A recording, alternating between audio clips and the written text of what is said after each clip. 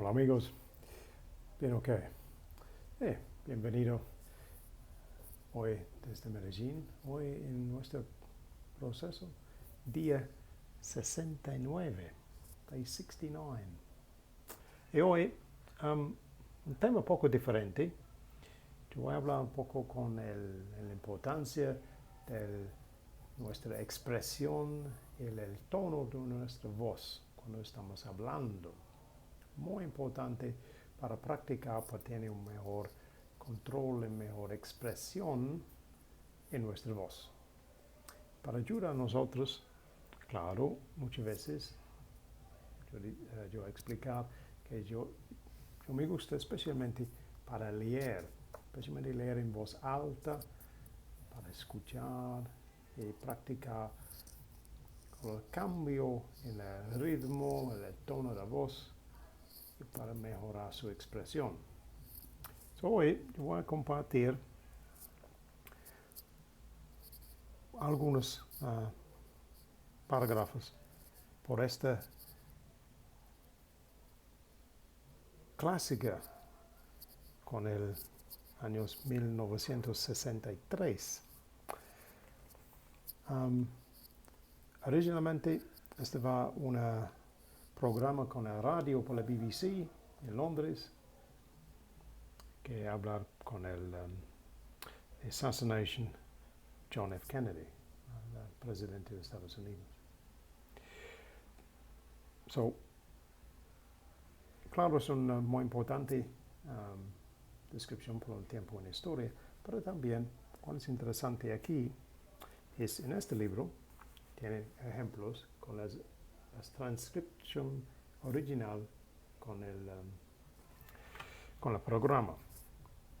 Cuando tú leíste este primero 3, 4 oraciones aquí, puedes notar que no hay muchas puntuación, no hay muchos comas, puntos, algo para ayudarte.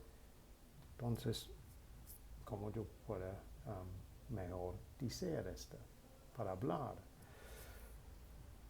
O sea, ese punto aquí es para demostrar que es muy importante para practicar, especialmente para mirar y entender y notar cuáles son las palabras que normalmente nosotros en inglés utilizar juntos. Porque este es un tipo, como dice, una puntuación invisible. Yo voy a demostrar. Primero, yo voy a leer esta oración normalmente y después yo voy a demostrar si yo leer estas, pero por ejemplo para olvidar estas conexiones con estas reglas invisibles. Listo. Okay, so today we're going to look at Alistair Cook's Letter from America, very famous radio broadcast. Came out in 1963, this particular one, after the assassination of President John F. Kennedy. Now you can look up, actually, Alistair Cook's original broadcast. The BBC keep this on their archive on their website. You can actually listen to the original broadcast. Alistair Cook was really a legend as far as radio broadcast goes, so I'm not going to make any attempt to replicate his speech. Go and have a listen to it yourself. It's really very, very good indeed. But what this does show, the original scripts that you get in this book, among others, are all designed obviously to be read, because this is basically how he typed it for him to read. What is interesting when you look at this closely is, unlike in perhaps other books you might have seen, there's very little punctuation. There's not a great many commas and pauses. So there's not a lot to help you when you first look at it in terms of, how do I read this? How should I say this? And this shows us one small sort of trick that with experience we can pick up, which is by reading more generally, lots of different books, and by listening to more things, we start to notice the patterns in English of where we link words commonly together. We tend to use them not just on their own, but actually with like another word that often comes with it. Once we start spotting and understanding this pattern, this helps us an awful lot when we start reading out loud, because we can look at the sentence and see almost immediately where we should really put the pause, the stress, where we should change our rhythm, and therefore improve our tone and expression. So I'm going to read this paragraph through a couple of times. I'm going to read it first normally, how you should really hear it, and then I'm going to read it as though I don't know these rules of which words connect together. See if you can hear the difference, and we'll look at it from there, okay? So this broadcast is called The Assassination. It was first broadcast on the 24th of November 1963. By now, it may well be impossible to add any sensible or proper words to all the millions that have been written and spoken about the life and cruel death of John F. Kennedy. Those of us who have ever sat down to write a letter of condolence to a close friend know what an aching task it is to say something that is pointed and that touches the right vein of sympathy. But I hope you will understand that there is no other thing to talk about. Not here.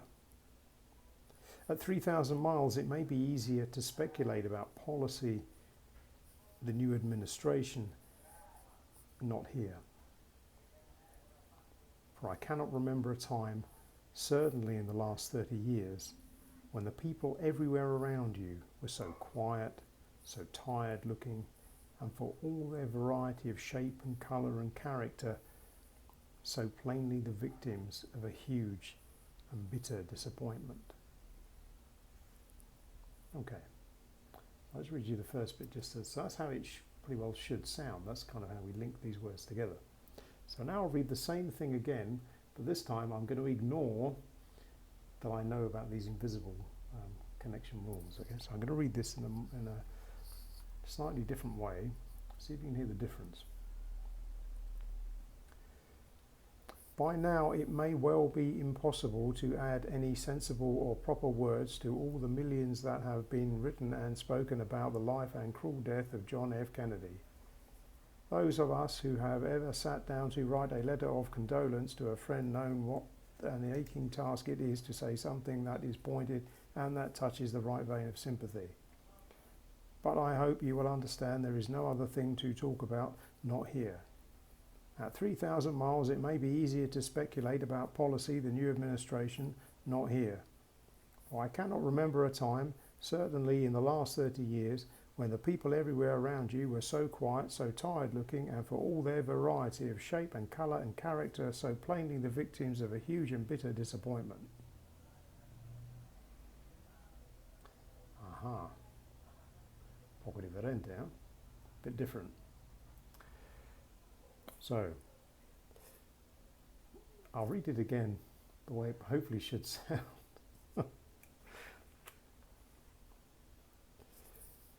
By now, it may be well impossible to add any sensible or proper words to all the millions that have been written and spoken about the life and cruel death of John F. Kennedy. Those of us who have ever sat down to write a letter of condolence to a close friend know what an aching task it is to say something that is pointed and that touches the right vein of sympathy. But I hope you will understand that there is no other thing to talk about, not here. At 3,000 miles, it may be easier to speculate about policy, the new administration, not here. For I cannot remember a time, certainly in the last 30 years, when the people everywhere around you were so quiet, so tired looking, and for all their variety of shape and colour and character, so plainly the victims of a huge and bitter disappointment. There we are. So, how do we get to that point? Well, really it's practice, and also it's lots of listening. So, by listening to, well, in this particular case, Alistair Cook's excellent audio archive, you'll start to see how you can use a different tone of voice and a particular style of expression to link these words together with a bit more drama, a bit more feeling, convey a bit more emotion. That's when you're reading it. And by practicing with other readings, either this type, which is particularly good, but generally, hopefully you'll start to see where we put emphasis on particular words, usually because they group together. There are some common ones where actually they kind of link together. We use it very often as pairs, particularly. And this gives you a clue as you're reading, as this is where you put a bit more emphasis on this one or not on that one. So it's like almost like a sign of when you should perhaps breathe a bit more. Breathe in, bring the voice down, bring the voice up.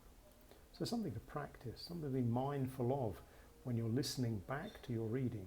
Now you can do this in different ways, particularly if you have an original audio to listen to. It could be something like this case, which was like a radio broadcast, but even with transcripts you can use from perhaps YouTube videos or other podcasts you're listening to anyway to practice.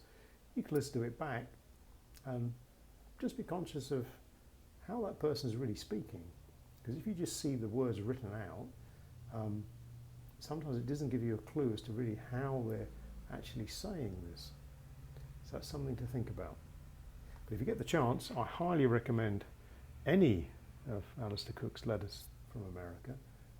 It's a broadcast series he ran for a very long while. I think it's getting on for 60 years, I think, almost, on the BBC before his death in 2004, I believe. So yeah, he's very, very famous in England, particularly for this broadcast series. And a lot of them now you can listen to on the BBC archive. So there we go. That's something to perhaps have a think about. A bit of a different topic for today. But when you're listening back perhaps to how you sound when you're doing your readings, particularly if you're doing them aloud, record some of them, listen to them back, and think about, okay, how can I change the tone of voice? Am I perhaps reading it too robotically? I'm not using the punctuation to help me. Are there different ways this could sound?